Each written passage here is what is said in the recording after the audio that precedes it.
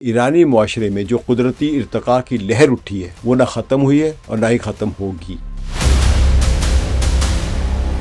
اقتصادی پابندیوں نے ایران سے سکلڈ ورکرز کی مائیگریشن کو بڑھایا ہے۔ نوجوان ایک ایسی کمی محسوس کرتا ہے جو روٹی اور بجلی سے بالاتر ہے۔ نئی نسل اپنی تشکیل نو چاہتی ہے۔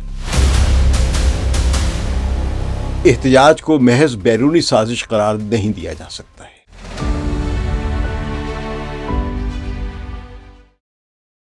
ثقلین امام کا سلام قبول کیجیے۔ ایران کے اندرونی تضادات کے بارے میں نے 2 حصوں پر مشتمل ایک سیریز تیار کی۔ پہلا حصہ آپ سن چکے ہیں، اب دوسرے حصے ایران کے داخلی تضاد کے مختلف پہلوؤں کو اجاگر کرتے ہیں۔ حصہ اول میں ایران کی ریاستی کامیابیوں، سبسڈی ماڈل، بنیادی سہولتوں اور معیشت کی حقیقت پر روشنی ڈالی گئی تھی۔ اب حصہ دوئم میں ہم نوجوانوں میں پیدا ہونے والی ریلیٹیو ڈیپریویشن یعنی نسبتی محرومی، سوشل میڈیا کے اثرات، احتجاجات اور بیرونی طاقتوں کے کردار پر مزید بات کریں گے۔ ایران میں پابندیوں اور بیرونی دباؤ کے اثرات نے نہ صرف معیشت پر دباؤ ڈالا بلکہ نوجوان نسل میں ایک نفسیاتی اور سماجی خلیج بھی پیدا کی ہے۔ یہ بہت اہم نقطہ ہے۔ اس خلیج کا نتیجہ یہ ہوا ہے کہ نوجوان اپنی صلاحیتوں، تعلیم اور محنت کے صلے کے لیے زیادہ مواقع کی توقع رکھتے ہیں، لیکن انہیں یہ پورا کرنے کی صلاحیت کے استعمال کرنے کے اچھے موقع نہیں ملے ہیں۔ اس احساس نے ایرانی نوجوان میں ریلیٹیو ڈیپریویشن یعنی نسبتی محرومی کو جنم دیا ہے، جو سیاسی اور سماجی بے چینی کا ایک اہم محرک بنتا ہے۔ یہ بے چینی اور مایوسی نوجوانوں کو سڑک پر لائی ہے، جہاں انہوں نے احتجاج کے ذریعے اپنے مسائل اور ناانصافی کے احساسات کا اظہار کیا۔ اس دوران سوشل میڈیا نے ایک کلیدی کردار ادا کیا، جس نے نہ صرف مقامی غصے اور احتجاجی پیغامات کو تیزی سے پھیلایا بلکہ بیرونی آپریٹرز آپریٹیوز تھے، انہوں نے اس احتجاج کو مزید شدت دینے کے لیے، اس میں تشدد بڑھانے کے لیے بھی اس کو استعمال کیا۔ نتیجتاً ریلیٹیو ڈیپریویشنز نے اجتماعی احتجاج کی شکل اختیار کی اور سیاسی عدم استحکام میں اہم کردار ادا کیا۔ اور یہاں سے دوسرا اور زیادہ گہرا تضاد شروع ہوتا ہے کہ پابندیوں کے نفسیاتی اور سماجی اثرات۔ اگرچہ ایران 1979 کے اسلامی انقلاب کے بعد سے پابندیوں کا ہدف رہا ہے، مگر ایک دہائی سے تو زیادہ عرصے سے زیادہ آپ سمجھ لیں جامع مالیاتی اور تجارتی پابندیوں کے جال میں جکڑا ہوا ہے۔ حقیقت میں اقتصادی پابندیوں نے ایران سے سکلڈ ورکرز کی مائیگریشن یا برین ڈرین کو بڑھایا ہے، کیونکہ ایرانی نوجوانوں کو روٹی، کپڑا اور مکان کا معاملہ درپیش نہیں ہے، بلکہ اعلیٰ تعلیم یافتہ ہونے کی وجہ سے بہتر ملازمتوں اور اپنی تخلیقی صلاحیتوں کو ثابت کرنے کی بہتر اپرچونٹیز کی ضرورت ہے۔ ان کے بنیادی مسائل نہیں ہیں، ان کی ایک تعلیم یافتہ اور بنیادی ضروریات سے اوپر ابھر آنے والی ایک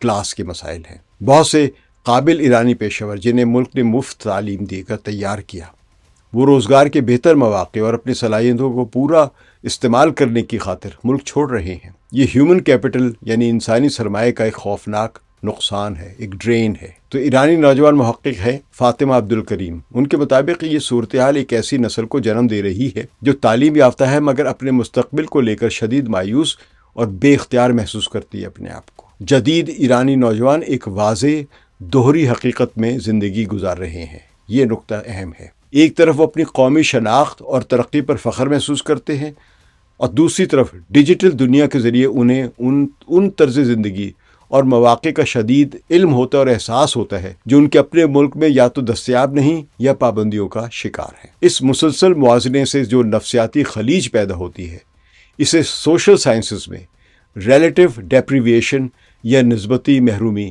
کہا جا رہا ہے، اور یہی احساس ان نوجوانوں میں گہری بے چینی اور عدم اطمینان کا ایک بڑا محرک ہے۔ مثال کے طور پر ایران کی یونیورسٹی آف مازندران، ان کے 2 ریسرچرز ہیں، ابوذر دلاور اور پروفیسر محمد راد مرد۔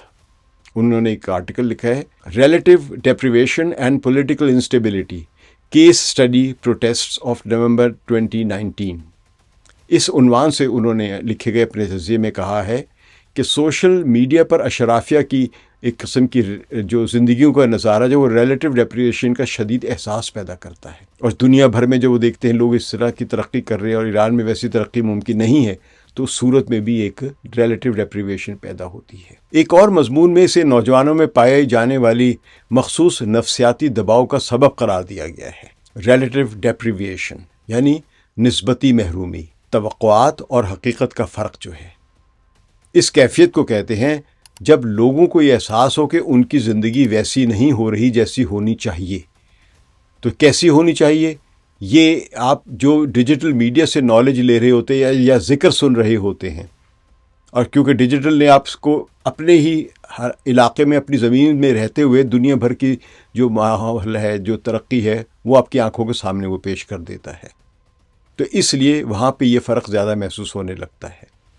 تو یہ تصور امریکی ایک سیاسی مفکر اور سیاسی تشدد کے ماہر ٹیڈ رابرٹ گر ہیں، انہوں نے پیش کیا ہے، جن کے مطابق جب عوام کی توقعات بڑھ جائیں لیکن انہیں پورا کرنے کی صلاحیت کم ہو جائے تو معاشرے میں غصہ اور بے چینی پیدا ہوتی ہے۔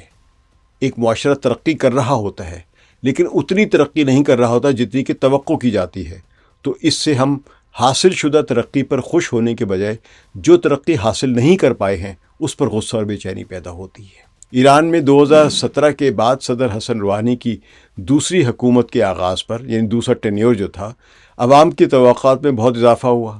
JCPOA کے معاہدے پر دستخط ہو جانے کے بعد لوگوں کو بہتر معیشت، یعنی روزگار اور آمدنی اور اچھی سہولتیں اور معیار زندگی بہتر ہونے کا جو امکان تھے، اور سماجی انصاف کی بھی امید تھی کہ اب معاملہ بہتر ہو جائے گا، کیونکہ JCPOA پہ ایران نے دستخط کر دیے ہوئے تھے۔ مگر حقیقت اس کے برعکس رہی۔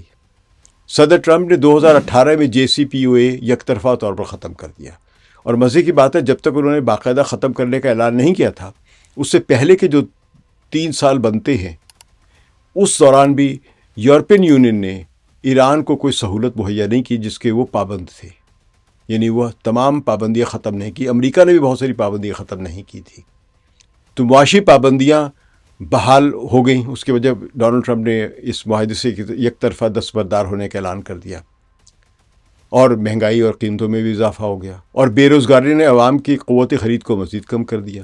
یوں توقعات اور حقیقت کے درمیان فرق بڑھتا گیا، اور نسبتی محرومی یعنی ریلیٹو ڈیپریویشن کا احساس شدید ہوتا چلا گیا۔ اب کیونکہ یہ ریسرچ پیپر جو تھا، جو یہ ایرانی پروفیسرز نے، ریسرچرز نے کیا ہے، یہ 2019 کے اس ایجیٹیشن پر کے بارے میں تھا جو پیٹرول کی قیمتوں میں اضافے کے بعد شروع ہوئی تھی۔ تو نومبر 2019 میں پیٹرول کی قیمتوں میں اچانک اضافہ اس جمع شدہ غصے کے پھوٹ پڑنے کا سبب بنا۔ اگرچہ مسئلہ صرف پیٹرول نہیں تھا، بلکہ یہ عوامی مشکلات اور ناانصافی کی علامت بن گیا۔ اس صورتحال میں انٹرنیٹ اور سوشل میڈیا نے اہم کردار ادا کیا۔ سوشل میڈیا کے ذریعے نہ صرف عوامی غصہ، ویڈیوز اور احتجاجی پیغامات تیزی سے پھیلے، جس سے ناراضگی مزید شدت اختیار کر گئی، بلکہ بیرون ملک آپریٹوز نے اس مقامی غصے کو مزید ہوا دی۔ حالانکہ پیٹرول کی قیمتیں بڑھانا ایک صحیح اقتصادی اور مالیاتی فیصلہ تھا، سبسڈیز کم کی جا رہی تھی، لیکن عوام میں غصہ پیدا ہوا۔ نتیجتاً ریلیٹو ڈیپریویشن یعنی نسبتی محرومی نے عوامی بے چینی کو اجتماعی احتجاج کی صورت میں بدل دیا، اور نومبر 2019 میں ایران کو شدید سیاسی عدم استحکام کا سامنا کرنا پڑا۔ اسی مثال کا اطلاق دسمبر 2025 کے مظاہروں پر بھی کیا جا سکتا ہے، مگر اس مرتبہ ان مظاہروں میں جو مقامی طور پر قدرتی تھے، انہیں بیرونی طاقتوں کے اعلی کاروں نے ہائی جیک کر کے انتہائی پرتشدد بنا دیا، جس نے ریاست کو شدید طاقت استعمال کرنے کا جواز فراہم کیا۔ تو ریلیٹو ڈیپریویشن جو ہے وہ ایک دوہری حقیقت یعنی جنم دیتی ہے، جس کو ڈوئل ریالٹی کہتے ہیں، جس سے ایک تضاد پیدا ہوتا ہے۔ ایرانی معاشرے کے اس تضاد کو، جہاں نوجوان ڈیجیٹل دنیا سے جڑے ہوئے ہیں مگر اپنے ملک میں سیاسی اور سماجی پابندیوں کا سامنا کرتے ہیں، تو کئی ذرائع اسے ڈوئل ریالٹی یعنی دوہری حقیقت کہہ کر بیان کرتے ہیں۔ اس کی عکاسی کرتے ہوئے کہا گیا ہے کہ ایران کی دوہری حقیقت نوجوان ثقافت، ٹیکنالوجی اور دباؤ کے درمیان کشمکش کو ظاہر کرتی ہے۔ اس کا نتیجہ یہ ہوا کہ ریاست کی بنیادی سہولتوں کی فراہمی اور فرد کے دبے ہوئے مستقبل کے درمیان ایک گہری خلیج پیدا ہو گئی ہے۔ ریاست ہسپتال، یونیورسٹی اور ٹرانسپورٹ کا نظام دکھا کر اپنی کامیابی ثابت کرتی ہے کہ دیکھو ہم نے اتنا کچھ کام کیا ہے، لیکن ایک فرد، خاص طور پر نوجوان، روزانہ کی بنیاد پر ایک ایسی کمی محسوس کرتا ہے جو روٹی اور بجلی سے بالا تر ہے۔ یہ کمی ہے ڈگنیٹی کی، اپرچونٹیز کی اور اپنے فیصلوں پر اختیار کی۔ ایرانی نژاد امریکی تجزیہ کار ہیں ولی نصر۔ ان کا کہنا ہے کہ ایران کا نوجوان طبقہ ایک بہتر معیار زندگی چاہتا ہے جو صرف معاشی نہیں بلکہ سماجی اور سیاسی خود مختاری پر بھی مشتمل ہو۔ ایرانی نوجوانوں کو اس طرح تو بتایا جاتا ہے کہ وہ طاقتور خود کفیل قوم میں رہتے ہیں، لیکن وہ ذاتی طور پر اپنے آپ کو بے بس اور عالمی برادری سے کٹا ہوا محسوس کرتے ہیں، اور کٹے ہوئے بھی ہیں۔ اس لیے احتجاج کو محض بیرونی سازش قرار نہیں دیا جا سکتا ہے۔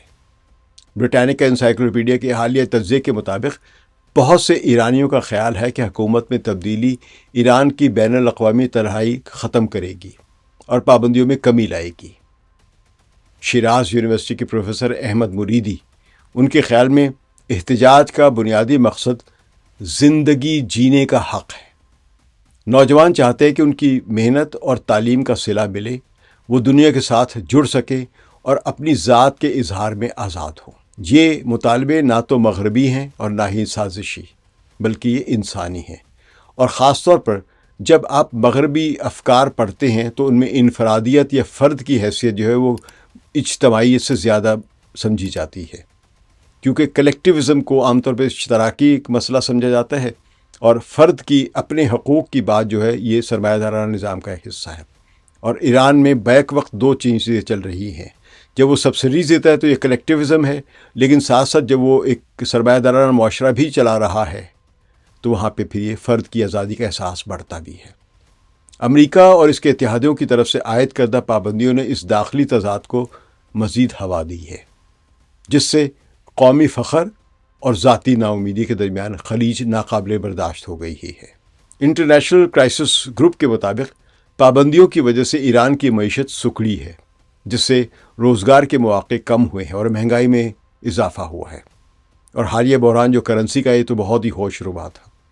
یہ اقتصادی دباؤ نوجوانوں کے غصے اور مایوسی کو بڑھا رہے ہیں، لہٰذا سڑک پر کھڑا مظاہرین کا ایک گروہ صرف مغربی انفرادیت کا ایجنٹ نہیں ہے۔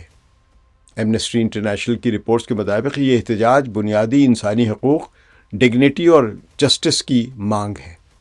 وہ اپنے معاشرے کی کامیابیوں اور ناکامیوں کی ایک پیچیدہ پیداوار ہے کہ معاشرے نے کامیابی بھی حاصل کی ہیں، لیکن فرد اپنے آپ کو ناکام محسوس کر رہا ہے۔ تو وہ مضبوط قومی ڈھانچے کا فائدہ اٹھاتے ہیں، یعنی تعلیم حاصل کرتے ہیں، مفت سے تعلیم سب کچھ ملتا ہے، فیسلٹیز ملتی ہیں، سبسڈیز ملتی ہیں، مگر اسی میں اپنے آپ کو وہ پھنسا ہوا محسوس کرتے ہیں۔ اس کی بغاوت سماجی معاہدے کو اثر نو طے کرنے کی ایک پکار ہے، ایسا معاہدہ جس میں فرد کا وقار اور اختیار اجتماعیت کی طاقت اور خود مختاری کے ساتھ جائز مقام پا سکے۔ اب اس میں جب میں ایرانی عوام کہہ رہا ہوں تو ایران کے سارے عوام نہیں ہیں، یہ زیادہ تر جو اس قسم کے عوامی بے چینی جو ہے یہ شہروں کے مڈل کلاس اور ہائر مڈل کلاس میں ہے۔ دیہاتوں کے مڈل کلاس اور لوور مڈل کلاس میں یہ بے چینی نہیں ہے، کیونکہ ان کو اس کلیکٹیو سبسڈیز کا بہت فائدہ ہے۔ شہر والے سمجھتے ہیں کہ یہ کلیکٹیو سبسڈیز کا فائدہ ان کو نہیں ہے، وہ خود بھی یہ تعلیم حاصل کر سکتے ہیں۔ ان کا اصل مقصد اپنے انفرادی ٹیلنٹ کو ریئلائز کرنا ہے۔ ہیومن رائٹس واچ کے ایرانی امور کے سیدھے تجزیہ کار ہیں اینڈریو پیس۔ ان کے مطابق ایران میں تبدیلی کا عمل بیرونی مداخلت سے نہیں بلکہ اندرونی سماجی اور سیاسی قوتوں کی باہمی کشمکش سے جنم لے گا۔ آخر میں مشہد یونیورسٹی کی پروفیسر ہیں زہرا حسینی، وہ کہتی ہے کہ ہماری نسل نے قومی تعمیر میں حصہ لیا ہے، نئی نسل اپنی تشکیل نو چاہتی ہے۔ یہ کشمکش پرانی اور نئی سوچ کے درمیان ہے، نہ کہ ایران اور بیرونی دنیا کے درمیان ہے۔ اس کشمکش کو سمجھے بغیر ایران کا مستقبل نہیں سمجھا جا سکتا ہے۔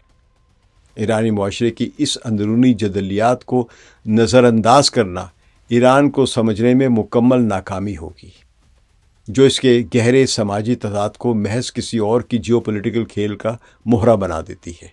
حکومت الزام لگاتی ہے بیرونی سازشیں ہیں اور لوگ وہاں کے مقامی سمجھتے ہیں کہ ہم یہ خود کر رہے ہیں، تو اس کی بنیاد میں پڑنے والی درار اصلی ہے، اور یہی اپنے ہی گھر میں پیدا ہوئی ہے۔ یہ آرگینک ہے، قدرتی ہے، ایرانی معاشرے کا ارتقاء کا سفر ہے، اور اس کا حل بھی ایرانیوں کے پاس ہے، ٹرمپ یا نتن یاہو کے پاس نہیں۔